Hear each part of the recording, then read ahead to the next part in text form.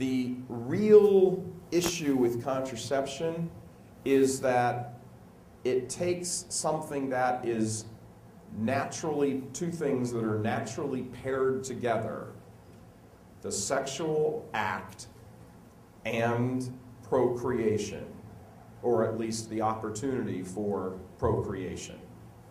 It takes these two things that naturally flow from each other, unless there's, a medical issue or something like that. Generally speaking, as we know, that's why we're all sitting here, when men and women have sexual relations, sometimes immediately, but usually within a short time down the road, a new life is conceived. This is just the natural order of events.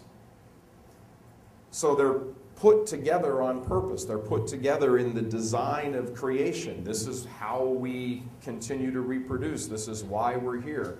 So when those two things, one flows from the other, they're connected to each other, and one flows from the other. When you step in and separate those two and make one of them not related to the other, so that you can have sex and presumably not get pregnant, you can prevent it, you can contraception, and go against conception, then all of a sudden the idea of life flowing from this act is gone. And you have two different things now unrelated to each other. Technology has stepped in and stopped this. So sex becomes an end in itself. You don't need anything else. It becomes an end in itself. It's divorced from life, so it becomes about nothing except pleasure. And when that bridge is crossed in someone's mind, there's no way to come back. When sex becomes just about bodily pleasure and nothing else, well, then all the wheels have come off the wagon. So think about what we've got today because of technology. It used to be that that sex would produce life. Today, you can have sex with no life, and you can have life produced with no sex in a test tube. See what happens? When you break the natural order of things, a false order establishes itself. Pope Paul VI said in his encyclical that if contraception becomes widely accepted, and it is, if contraception becomes widely accepted, among the results will be the destruction of the family. Well, why? It's very easy. Because men will want to have sex, but not have to have the children. Women will want eventually to have sex and not have the responsibility of the children. Abortion will flow from it. Why?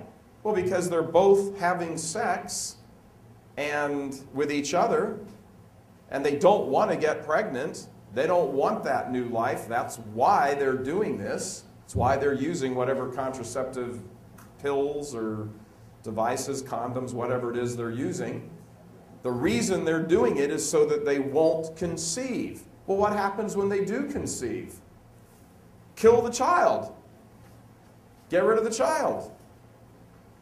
When it becomes about it's just my body, and for the time being, I'm using your body to stimulate my body, and vice versa, and there's no hope unless an accident happens.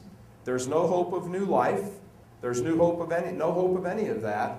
Well, I don't mean to make this sound crude, but the reality is each person is just using the other for mutual masturbation. That's all it is. That's all it is. You're just using someone else's body to stimulate your own sexual organs, and that's it. So when that's the case, What does this do to people's minds after a while? Well, they start to think the only thing that matters to me is that I just have an orgasm. And that's how they start to look at other people. That's how they start to look and view relationships. And now, 40-some years after contraception has just become widely accepted, for example, in the United States and America, that's what you have. That's what you have. You have the absolute disintegration of the family in the Western cultures, if you can still call it a culture at this point. Just disappearing.